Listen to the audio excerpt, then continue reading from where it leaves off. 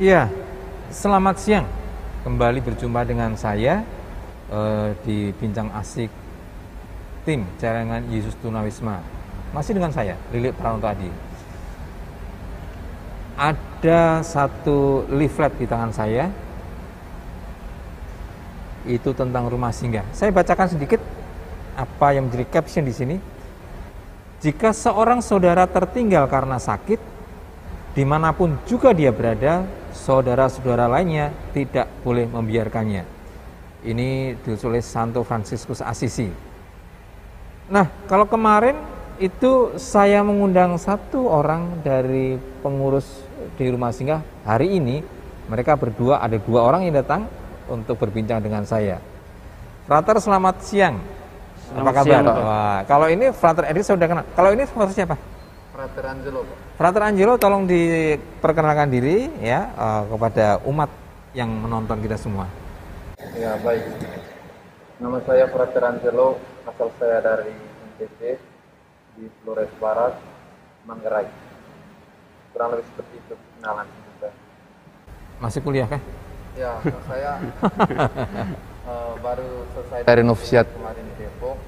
Kemudian sekarang kuliah filsafat di Jakarta dan baru semester 1, Pak. Oh, baru semester 1. Iya, wah. Berarti masih angkat-angkatnya nih, Frater nih. Masih kuat spiritualitasnya. Masih, wah, luar biasa. Ini perlu di Baik, ini saya sangat tertarik dengan isi ini ya. Bertempat di Jalan Tanah Tinggi 2 nomor 7B Johar Baru, Jakarta Pusat. Rumah singgah Santo Antonius Padua, tempat perjumpaan dengan sesama yang miskin dan menderita. Nah, Frater, kalau kita kemarin bicara mengenai rumah singgah, saya bicara secara luar ya. Sekarang saya ingin, karena ada Frater berdua ini, saya ingin bicara ke dalamnya. Tapi sebelumnya, dari Frater berdua ini, apakah tugasnya sama atau tugasnya beda-beda sih di sana? Kurang lebih sama, Pak. Kurang lebih sama. Oh. Kalau Frater Edi itu sudah berapa tahun di sana? Saya 5 semester ya, paling 2 tahun lebih. 2 tahun. Ya. Kalau Frater Angelo? Baru kurang lebih 6 bulan. 6 bulan. Hmm. Saya ini yang sudah lama, saya nggak mau nanya nih. Iya. Ya. Pengalaman Anda 6 bulan pertama ini, saya nggak tahu ya, mudah-mudahan ini cukup juga lama seperti Anda ya. Iya. Pengalaman selama 6 bulan ini yang Anda urusin itu siapa? Yang saya urusin itu anak-anak yang di sekitar rumah singgah itu dan juga para pasien yang diam di rumah singgah. Anak-anak yang sering lalu lalang di depan rumah singgah. Kalau hari Sabtu kan biasanya ada kegiatan belajar bersama mereka ya. Saya dampingi mereka. Karena bersama saudara Edrin juga ada satu pengurus Frater Deri yang tidak menyempatkan diri pada kesempatan ini. Jadi sama ya, tetap dari yang anak-anak yang artinya yang lepas dan yang ada di dalam. Ya. Tugasnya hampir sama. Apa yang Anda rasakan sebetulnya di sana? Apa yang Anda aduh kok gini amat sih gitu loh. Saya masuk Frater kok gini amat sih tugasnya? Atau kita gimana? Atau mungkin ada sukacita atau ada apa sebetulnya? Awalnya saya tidak terlalu tertarik ya, karena diutus ke Jakarta ini untuk studi. Cuman sampai di Jakarta diberi kepercayaan oleh persaudaraan untuk mengurus rumah singgah. Dan waktu ke rumah singgah, awal-awal saya lihat-lihat dulu apa yang perlu dilakukan di saat itu. Dan begitu saya ikut terlibat, ikut bersama berjumpa mereka, ikut tinggal bersama mereka untuk beberapa jam, itu saya rasa menyenangkan juga, walaupun ada juga keselnya ya. Manusiawi sih. Kesel, Pak. Ya, gitu. Dan kalau ini kita coba bagi ya antara yang di luar sama di dalam. Saya mau keluar dulu. Frater Freddy juga pasti juga menangani yang di luar ya. Iya. Itu yang di luar kalau nggak salah di episode yang kemarin disampaikan itu juga bersama-sama dengan mahasiswa-mahasiswi dari Atmajaya dari psikologi Fakultas Psikologi. Itu cara kerjasamanya gimana itu dengan mereka? Awalnya bisa bekerja sama itu gimana itu? Kalau awalnya itu kita kan tahu Pak mereka itu kuliah khusus Pak untuk Iya. psikologi anak-anak, lalu kita coba bangun komunikasi dengan mereka, lalu mereka berkenan begitu kan. Saya kurang tahu persis Pak berapa tahun ya sudah menjalin kerjasama itu. Jadi sudah lama banget. Sudah lama ya. Oh, berarti itu memang Frater meneruskan saja jalinan kerjasama Iya, ini ya. iya. Nah, kemudian apa yang mereka dan Anda berdua lakukan terhadap anak-anak ini? Ya kan cuma seminggu sekali. Ya. Apa saja nih selama ini yang dilakukan terhadap mereka? Ya, selama ini dilakukan tuh bagaimana kalau secara online-nya mereka para mahasiswa Atmajaya itu mengajar lewat Zoom, kami yang damping anak-anak supaya ikut arahan dari kakak-kakak dari mahasiswa itu, belajar menghitung, main tebak-tebakan. Oh gitu. Begitu. Oke, ini mungkin sekarang Zoom tuh karena PPKM ya. Ya. Gitu. Tapi mungkin kalau sebelum itu, oh tapi dia nggak tahu ya karena baru 6 bulan ya. Mungkin Frater bisa tahu. Itu sebelumnya tuh mereka dikumpulin terus ngapain aja sih di sana? Hari Sabtu tuh ya hari kita mengekspresikan diri, Pak. Jadi ramai di rumah singgah itu. Oh rame ya? Sampai berapa anak itu kalau ditamu di sana? Belasan. Oh belasan. Oh lumayan ya. Datang kumpul lalu sistemnya tuh kayak bermain sambil belajar begitu. Oh gitu. Oke. Atur meja mereka, lalu siapin buku gambar mereka, pensil warna. Lalu kalau misalnya mereka bosan menggambar, bosan belajar menghitung atau menjumlahkan, kayak gitu kan. Kita bawa mereka keluar, lalu kita main semacam kereta api lah, sambil nyanyi-nyanyi, kucing sama tikus kayak gitu. Oke. Itu anak-anak kecil ya? Iya. Oh iya. Tapi mesti ini gemes juga nih pasti dia. Iya. Nggak pernah ngalamin kan. Masa itu kucing tikus di Zoom itu kan nggak mungkin ya kan? Ya. Oke. Tapi gini, saya mau menyampaikan nih ya kepada untuk semuanya saja bahwa Frater berdua ini luar biasa. Ditugaskan dari rumahnya untuk belajar, tetapi ketika sampai di Jakarta, di komunitasnya kemudian diberi kepercayaan untuk memberikan satu perhatian yang lebih daripada apa yang kita dapatkan atau bisa kita berikan ke orang lain. Dan luar biasanya meskipun baru nih ya, masih baru tapi sudah jujur nih ya, saya mau nanya jujur. Frater ada sukacita nggak di situ? Ada sukacitanya. Sukacita Pak. Ada ya? Senang, gembira, ya. Senang ya? Kepuasan batinnya ada. Ya, yang selanjutnya nih saya mau tanya ke Frater yang luar biasa ini. Selama Anda bekerja sama dengan dari mahasiswa mana Atmajaya, itu ada nggak satu misalnya nih ada satu visi atau gesekan atau berbeda pandangan gitu? Di antara sesama pengurus itu ya, mahasiswa sesama mahasiswa ya. Sejauh ini ya nggak ada sih Pak ya. Maksudnya ada sih tapi nggak ada kecenderungan untuk jatuh ke konflik itu nggak ada. Oh ya. gitu. Tetap aja ya, tetap ada aja ya namanya juga manusia Iya, gitu. manusia, Tetap ada iya. konflik. Bukan konflik sih, mungkin cuma ada satu mencoba berdiskusi ya, gitu. Itu misalnya begini Pak. Kita nih mau ngajakin mereka ke semacam Ragunan misalnya gitu kan untuk mengenal binatang atau ke Kebun Raya Bogor untuk mengenal tumbuhan begitu kan. Lalu mereka kayak macam nolak begitu. Kami masih UTS misalnya. Oh gitu. Atau bulan ini nggak bisa Frater karena kami masih sibuk ini itu gitu. Fokus kami masih ini, tolong ditunda dulu gitu. Oh.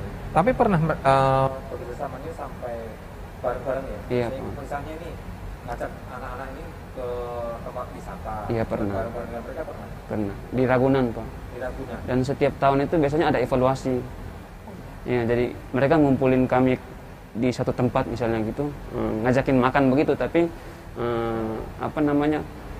fokusnya bukan untuk makan-makan doang, tapi ya lebih kepada diskusi gimana anak-anak gitu. Kayak gitu. Anak-anak bisa diajak diskusi?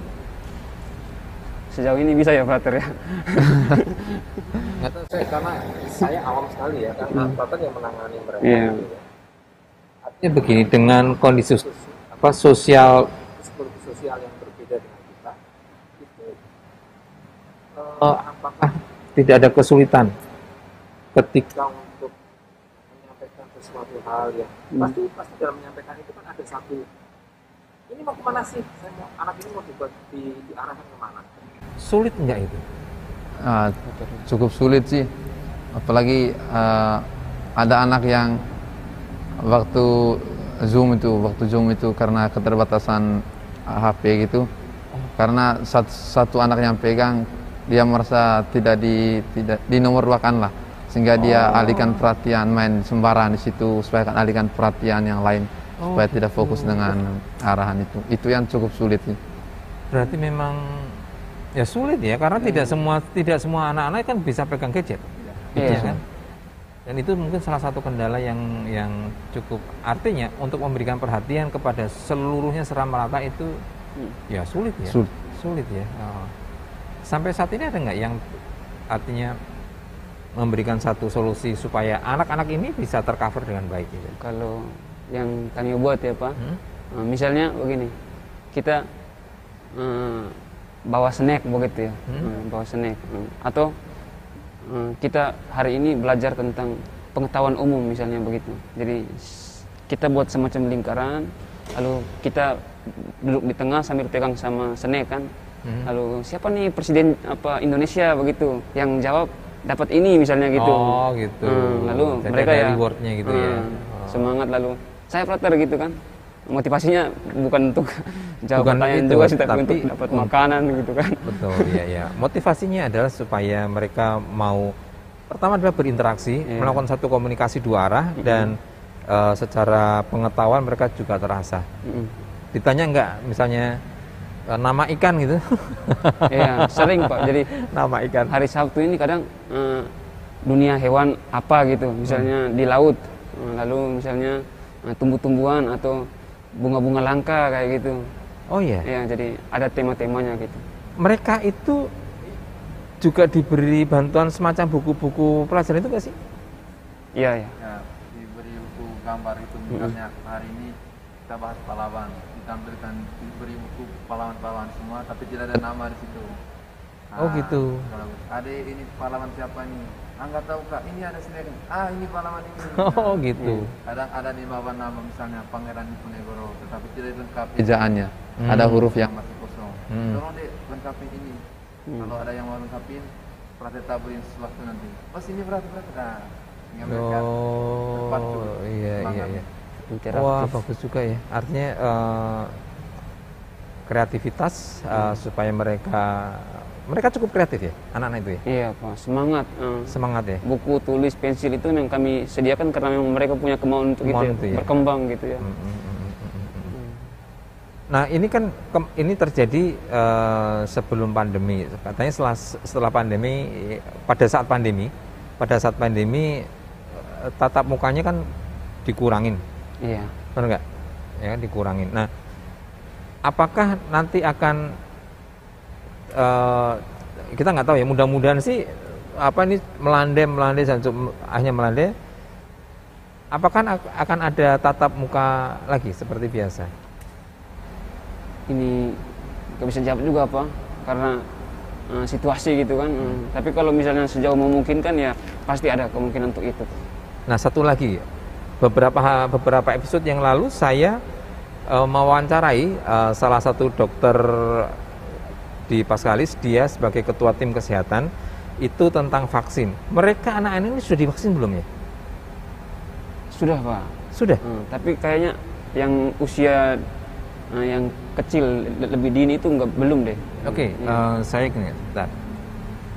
Iya, mungkin perlu saya sampaikan juga minta tolong kalau misalnya Dokter Titis melihat tayangan ini, mungkin bisa membantu dari apa yang frater-frater ini lakukan supaya bisa membantu mereka yang belum divaksin atau sudah divaksin tapi baru sekali, bisa dibantu untuk diberikan vaksin.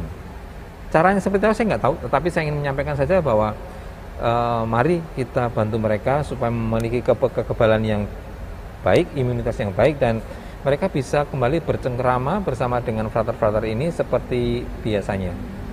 Saya sampaikan begitu, frater, supaya mereka juga memiliki satu antibodi imunitas yang baik, sehingga waktu untuk berkumpul, karena kalau melalui Zoom ya itu tadi, tidak semua orang anak punya gadget, sehingga ya bisa saja lalu menjadi tidak terperhatikan. Tapi kalau mereka punya antibodi yang baik, kemudian bisa berkumpul meskipun dengan tetap protokol kesehatan, itu akan lebih baik ketimbang dengan Zoom tadi. Saya pikir begitu. Nah, berikutnya ini anak-anak kan. Harapannya untuk anak-anak ini apa? Setelah sekian dibina, diajak bicara, diarahkan, harapannya apa untuk anak-anak ini? Minimal mereka sukses ya Pak untuk tahun-tahun yang akan datang, karena memang situasi yang kami perhatikan itu memang ada yang memang tidak tahu baca sama sekali, ada yang juga macam tidak tahu menghitung, jadi semacam instan itu loh Pak, pengetahuan mereka harus didikte lalu mereka ikut.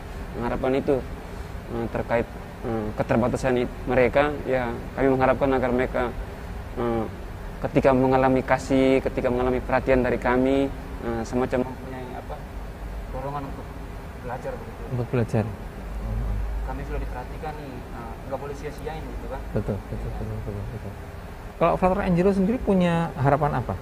Kalau harapan saya sih, terutama mereka itu bisa setara dengan anak-anak seusianya yang lebih diperhatikan oleh orang ya. Maksudnya yang keluarganya memperhatikan mereka lebih dari mereka. Artinya mereka itu, mereka ini bisa, kenapa tidak bisa? Kenapa kita tidak bisa sementara kita sudah diperhatiin sama kakak-kakak ini? Harapan saya bahwa mereka termotivasi untuk tetap mengikuti arahan dari kita, hingga kemudian mereka bisa menyaingi anak-anak seusianya yang dalam tanda petik lebih diperhatiin dibandingkan mereka. Saya apresiasi banget apa yang frater sampaikan, itu luar biasa, karena tidak banyak orang yang mau memperhatikan anak seperti itu. Ya, saya sih berharap nantinya akan banyak orang yang bisa mendukung kegiatan frater yang ada di sana. Nah, sekarang saya mau lihat ke tadi kan sekarang yang ke dalam nih, ke dalam. Selain frater, apakah ada orang lain lagi di sana? Ada. Kami memanggilnya suster, tapi bukan suster Biarawati ya. Oh, ya, semacam pengasuhnya. Iya. Suster Mei namanya. Suster Mei. Ya. Suster Mei. Oh, sayang ya, susternya nggak bisa diajak ke sini ya. Coba kalau bisa kita bisa ngobrol banyak. Tapi begini, tugasnya beliau itu ngapain? Dia tugasnya luar biasa Pak ya. Banyak dari memberi mereka makan, memberi mereka perhatian, lalu memandikan mereka. Memandikan. Iya. Jadi kalau misalnya yang urusan perempuan, kami frater laki-laki nggak bisa angkat tangan kami itu. Sehingga itu urusannya dia. Kalau memang stroke dan nggak bisa berat ya. Oh gitu. Ya. Oh iya, karena mereka itu tidak ada yang mendampingi ya. Iya. Jadi sampai dia memandikan. Iya. Iya, memandikan. Jadi dia harus bagi waktu, misalnya kapan masak, Kapan ke pasar, ya. Kapan harus mandiin mereka, kapan siram bunga. Beres-beres rumah. Termasuk beres-beres rumah. Iya. Beres rumah. Beres-beres rumah pasti dibantu orang juga dong. Selama pandemi enggak. Palingan hari Sabtu Hari doang. Sabtu doang baru kami bisa bantu ngepel apa. Oh gitu. Selama pandemi doang. Ya. Hanya Sabtu dibantu. Ya. Tapi mereka ini, bukan mereka, tapi suster ini pekerjaannya itu hampir seperti ibu rumah tangga ya. Iya. Mereka berarti ibu ini yang ngatur menunya, masaknya apa, Iya. jam berapa harus makan, jam berapa harus gitu. Iya. Semacam kepala keluarga lah di situ ya. Menjadi kepala keluarga. Dan itu ya saya merasakan bahwa buah-buah kasih ini menjadi berkat bagi mereka siapa saja yang terlibat dalam pelayanan sosial ini. juga kepada Suster Mei tadi ya. Nah, dalam menjalankan itu semua, itu selain suster, frater, itu apakah dari yang dirawat di sana itu juga ada yang bisa mandiri? Misalnya ya, bisa mengambil makanan sendiri misalnya, atau bisa ganti baju sendiri. Ada nggak yang seperti itu? Setengah-setengah sih Pak ya, maksudnya setengahnya tuh harus dibantuin, setengah yang lain ya bisa mandiri gitu. Lalu yang kena stroke ya nggak mungkin Pak mandiri ya. Tapi ada kan yang bisa, ada. Bahkan yang ada juga yang masih bisa kerja gitu, keluar masuk begitu. Tapi, ada juga. Iya. Ada juga yang dia keseharian dia kerja, nanti sore dia pulang. Itu nanti pagi dia pergi lagi kerja lagi gitu. Gitu. Tapi itu juga ada batas waktunya ya. Seperti yang kemarin kita ngobrolkan kan itu kan. Nah, saya mau tahu nih, suka duka merawat mereka ini gimana? Suka duka tadi kan anak-anak nih. Kalau orang tua gimana nih? Ya, lebih gimana? Lebih atau lebih oke gitu? Kalau untuk saya sendiri sih bukan pengalaman baru nih ya. Karena saya waktu di postulan dulu di Jogja, live innya di panti jompo kayak gini. Gitu. Nah, tapi begitu berhadapan dengan para pasien di sini, ada rasa barunya juga, ada keselnya tentu saja. Ya, dukanya di saat kita misalnya hari Sabtu itu ya, kita lagi beres rumah, partner tolong ini dulu. Kita sudah di depan, sudah beres-beres, mereka jalan di belakang, kotor lagi. Itu yang buat kesel juga. Tapi lama-kelamaan juga akrab dengan situasi itu, sehingga jadi hal biasa juga. Tapi sukanya juga bahwa kami diberi kesempatannya untuk bertemu dengan orang-orang seperti itu. Kami tidak hanya belajar spiritualitas itu hanya dalam buku ini, tapi sungguh-sungguh hadir dalam nyata dalam teori saja sekarang. Tapi juga dengan terjun langsung menangani itu ya. Bapak ini apa juga sama seperti itu? Kalau saya sih soal apa juga ya Pak, manajemen waktu. Karena kita kan nggak fokus di rumah singgah doang, masih ada tugas kuliah, macam-macam lah tugas di komunitas, lalu tuntutan hidup membiara juga ada gitu kan. Kita nggak bisa harus aksi-aksi doang, harus punya harus belajar juga, harus kuliah juga. Jadi, itu ya. Soal itu manajemen waktu, lalu apa juga ya Pak. Ya lebih kepada mau merendah lah gitu ya. Kadang kita nggak biasa nih sama membersihkan dalam tanda petik kotoran misalnya. Kayak macam begitu. Tapi mau tidak mau nggak mau ya kita harus belajar, karena mereka ini kan dalam posisi nggak bisa apa-apa gitu kan. Dan kita yang bertugas untuk membersihkan mereka kayak macam begitu. Iya. Apakah itu merupakan satu dalam tanda petik juga ya, ini menjadi nantinya akan menjadi buah-buah berkat bagi siapa saja, buat frater, buat mereka yang ada di situ. Menurut frater apakah nantinya akan seperti itu?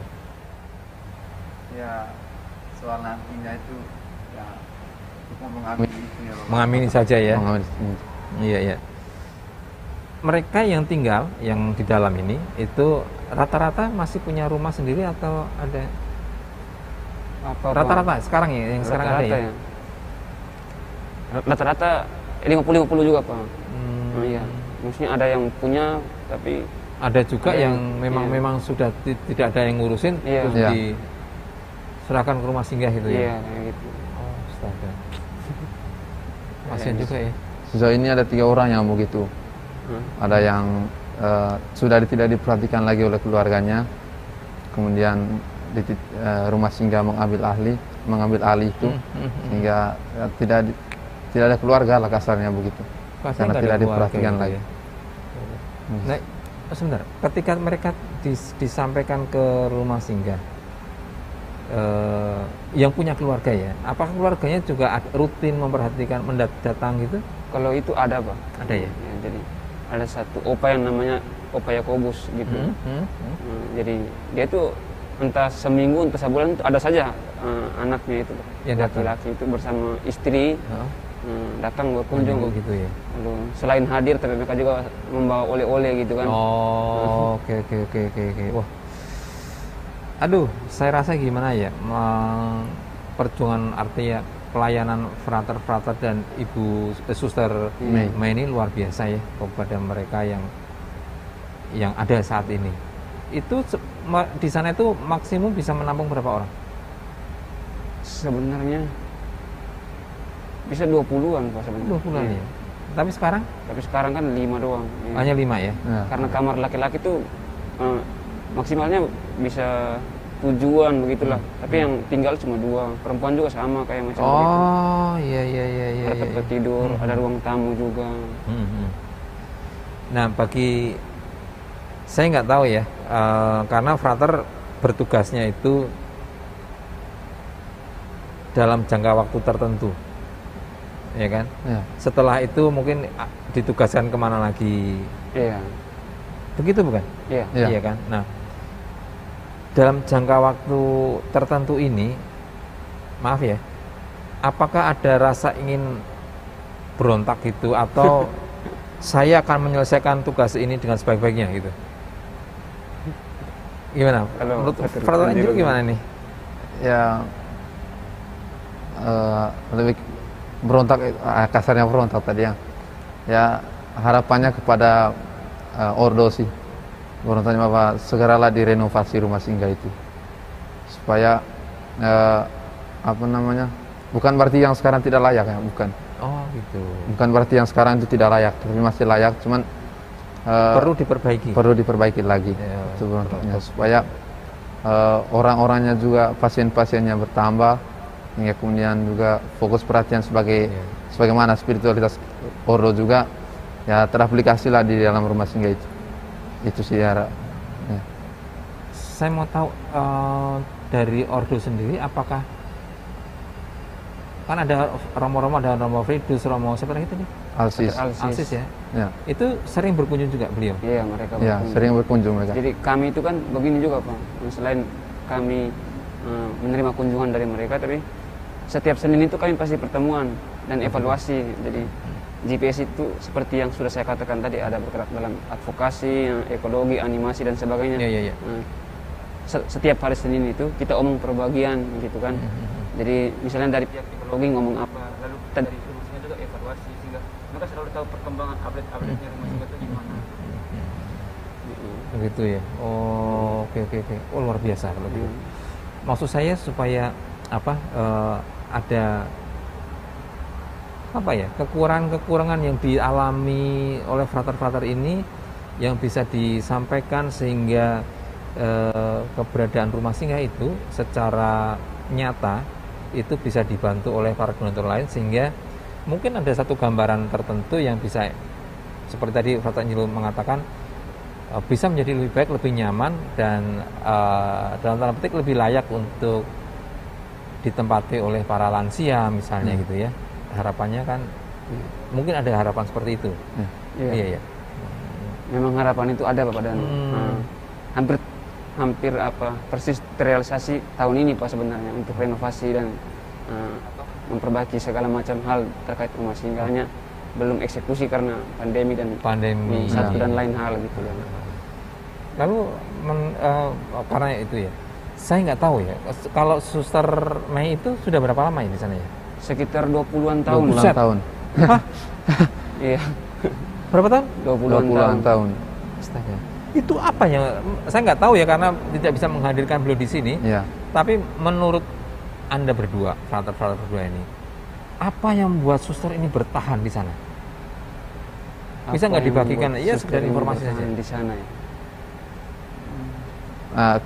Untuk menjawab ini kita harus buat kemungkinan, karena kita tidak bisa menghadirkan Suster Mei dalam diri kami, sehingga jawaban kami bisa jadi berdasarkan pengamatan saja ya.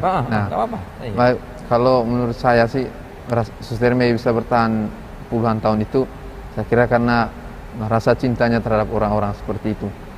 Sutirme kan bukan orang asli sini, orang NTT Sutirme. Oh, orang NTT. Nah, orang NTT. Dan begitu sampai di sini melayani mereka, bagi saya itu bentuk cintanya terhadap mereka, sehingga mungkin dia tidak bisa memberi perhatian kepada keluarganya di NTT, tetapi memberi perhatian kepada para pasien itu seakan-akan itu keluarganya sendiri. Bagaimana dia bisa merawat mereka, mencintai mereka, menegur mereka, layaknya untuk perhatian sesama keluarga. Itu bagi saya, menurut pengamatan saya. Luar biasa ya. 20 tahun seperti itu menjadi dia betul-betul mendapatkan apa ya? Kalau dia tidak mendapatkan buah dari pelayanan itu, pasti dia sudah tidak akan bertahan begitu lama. Tidak betah. Tidak merasa ada berkat itu, pasti tidak akan apa. Ya mudah-mudahan kita semua ya siapa saja nanti yang bisa membagi berkat terus pada rumah singgah sehingga apa yang diharapkan itu bisa terus meningkatkan apa yang diharapkan dari frater-frater. Nah, harapannya ke depan rumah singgah harapannya nih. Kan pasti someday frater mesti bertugas di tempat lain atau apa. Nah, harapannya ke depan setelah mungkin ada ganti pengurus yang lain, itu harapannya seperti apa? Rumah singgah secara utuh itu harapannya frater itu seperti apa untuk kedepannya nanti? Kalau saya sih untuk para frater ya, lebih kepada hadir juga ya Pak. Hadir itu kan penting juga untuk orang-orang tua di sana kan, orang-orang standar dalam arti disabilitas gitu kan. Kehadiran itu penting. Jadi misalnya kalau ada jadwal kosong atau hari Sabtu gitu kan, bisa main ke sana, entah bernyanyi bersama atau intinya menceritakan situasi bahwa mereka itu kita keluarga gitu loh, kayak gitu. Lalu semoga rumah singgah juga semakin menjadi rumah yang kondusif ya Pak untuk mereka agar bisa merasa nyaman begitu ya, kayak gitu. Bapak Angel, ada yang mau tambahkan? Ya, harapannya juga bahwa bukan hanya para frater yang sering ke sana ya, hadirlah orang-orang awam untuk bercengkrama bersama, dengar cerita mereka, sehingga para pasien yang tidak lagi diperhatikan oleh keluarga, begitu awam datang bercerita bersama, berbagi cerita, mungkin secara batin, secara psikologis mereka terhibur ya, bahwa walaupun kami ditinggalkan oleh keluarga kami, tapi masih ada yang memperhatikan kami. Misalnya frater juga, orang-orang awam juga memperhatikan kami. Itu sih harapan saya bagi awam-awam kita. Ya. Selain pernah nggak sih dari warga Paskalis ini atau lainnya yang datang ke sana? Kalau episode yang lalu kan disampaikan ada dari gereja Protestan, dari mana? Dari kepolisian sebenarnya ya? Angkatan Darat. OMK pernah nggak ke sana? Kalau sejauh saya ada di rumah singgah ya Pak. Pernah Pak, tapi itu lebih kepada bukan karena mereka hadir untuk ya macam memberi waktu khusus untuk mengunjungi rumah singgah, bukan.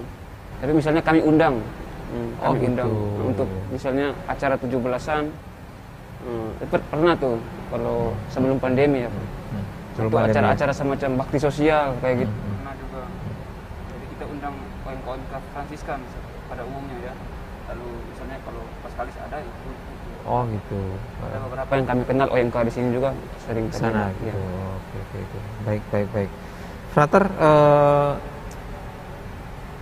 mungkin nanti akan banyak lagi yang bertanya tentang rumah singgah, nanti bisa lewat kolom komentar ya. Nanti kita bisa menjawab bersama-sama. Nah,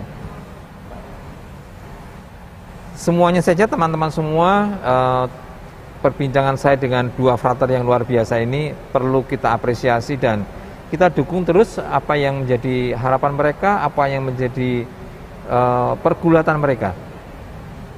Saya menganggap bahwa apa yang mereka lakukan ini adalah satu pelayanan yang inklusif, karena mereka tidak saja hanya melayani atau memperhatikan umat kita, umat Katolik, tetapi juga umat lain dari semua kalangan yang ada di sekitar mereka tampung dan mereka perhatikan dengan baik. Pelayanan yang inklusif sudah mereka lakukan dengan nyata, dan harapannya adalah kita semua bisa melakukannya hal yang sama dengan bentuk yang berbeda, boleh saja, tetapi tujuannya adalah sama, mengangkat harkat saudara-saudara kita yang kecil, lemah, miskin, tersingkir, dan disabilitas. Luar biasa apa yang mereka lakukan, dan juga untuk, sekali lagi saya juga salam hormat saya untuk Suster Emi ya, Suster Mei, sorry, Suster Mei, sampaikan salam hormat kami dari panitia penggerak tahun refleksi, khususnya dari tim Celengan Yesus Tunawisma. Sayang, kita tidak bisa menghadirkan beliau di sini, tapi saya mengapresiasi perjuangan beliau, pelayanan beliau luar biasa, dan mudah-mudahan apa yang sudah beliau lakukan ini tidak sia-sia. Ya, harapannya seperti itu. Selamat untuk Frater, semoga sukses studinya, tetap melayani dan tetap setia nanti melayani Tuhan. Iya, amin. Ya, amin. Nah, semuanya, terutama untuk anak-anak adik-adik saya OMK Paskal di sini, sering-seringlah menengok opa, oma yang ada di sana, berikan hiburan supaya mereka bergembira, dan kalian juga bisa merasakan kegembiraan bersama, memberikan kegembiraan bersama, dan bersukacita bersama. Dan perbincangan saya dengan dua frater yang istimewa ini, saya pikir juga cukup. Kalau masih ada pertanyaan yang ingin menggali lebih banyak tentang rumah singgah di Tanah Tinggi atau di Paroki Paskalis, Paroki Cempaka Putih, bisa menulis di kolom komentar, nanti kita akan menjawab sebisa mungkin. Dan seperti yang kemarin yang saya sampaikan, kalau ada bantuan atau apapun bantuan yang ingin disampaikan, bisa nanti disampaikan melalui rekening GPIC, ya. Jadi untuk Bapak Ibu semua yang ingin membantu apa saja untuk tetap beroperasinya rumah singgah ini dengan baik, silahkan memberikan donasi dalam bentuk apapun. Kalau bentuk donatur dalam bentuk materi, bisa melalui nomor rekening dari GPIC, supaya apa yang tadi yang disampaikan Frater Angelo, ada rencana renovasi dari rumah singgah sehingga bisa menjadi tempat yang lebih nyaman, lebih baik untuk mereka yang ada di situ. Begitu, Frater. Ya, mudah-mudahan apa yang kita obrolkan ini bisa sampai ke banyak orang, dan banyak orang yang akan melihat, banyak orang yang terlibat, banyak orang yang tergerak, dan banyak orang yang memberikan berkat dan menjadi berkat bagi sesama kita semua. Amin. Ya. Amin, Pak. Oke. Akhirnya perjumpaan kita sudah selesai, tapi ingat, tahun ini saya masih menyelesaikan beberapa lagi. Tetap akan berjumpa dengan saya di episode-episode berikutnya dengan narasumber yang tentu saja menarik. Tetap bersama dengan saya, Lilik Pranto Adi, dalam bincang asik tim Celengan Yesus Tunawisma. Selamat siang dan terima kasih.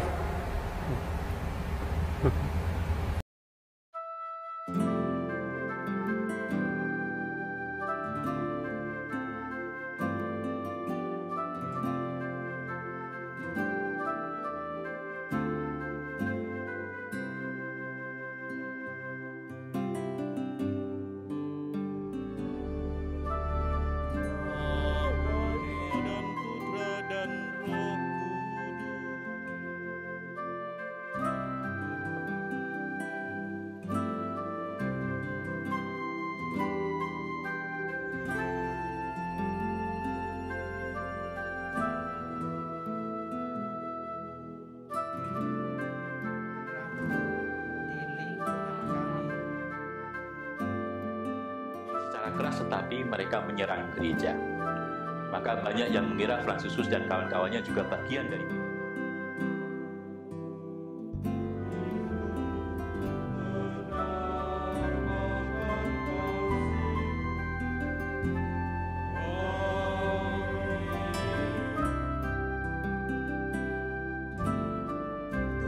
Yesus Kristus, cinta kasih Allah, dan persekutuan Roh Kudus bersamamu dan bersama.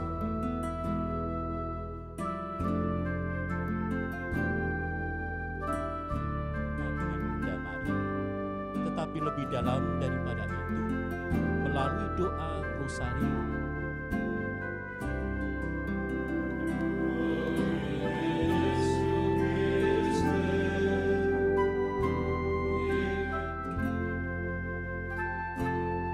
masalah global yang sedang dihadapi oleh semua bangsa di dunia ini.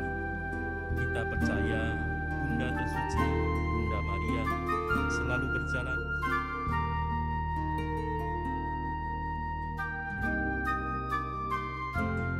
selalu sehat dan senantiasa beralam lindungan Tuhan kita yang maha baik.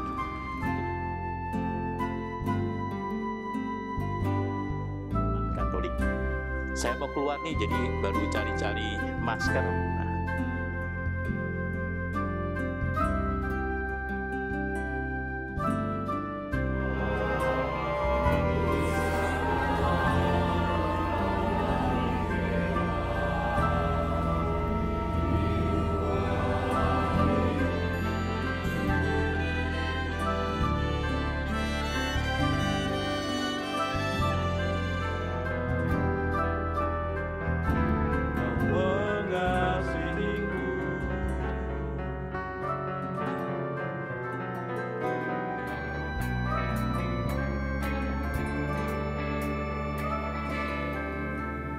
Terpujilah Engkau Tuhanku, penguasa segala sesuatu.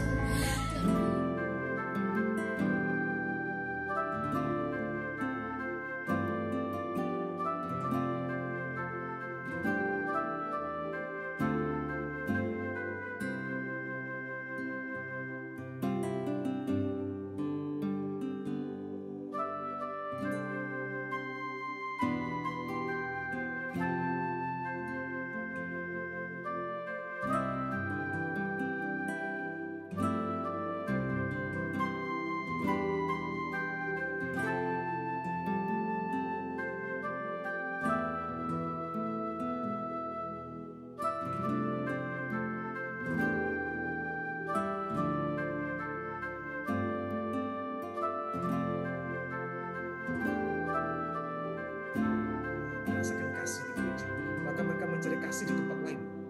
Ada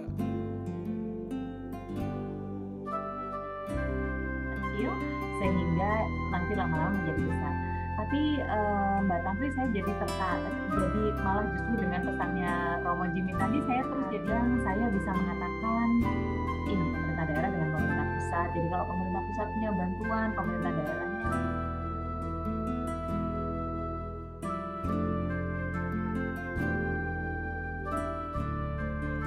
Tim Jaringan Yesus Tunawisma. Kali ini saya mengundang salah satu dedengkotnya OMK nih. Jangan ketawa loh.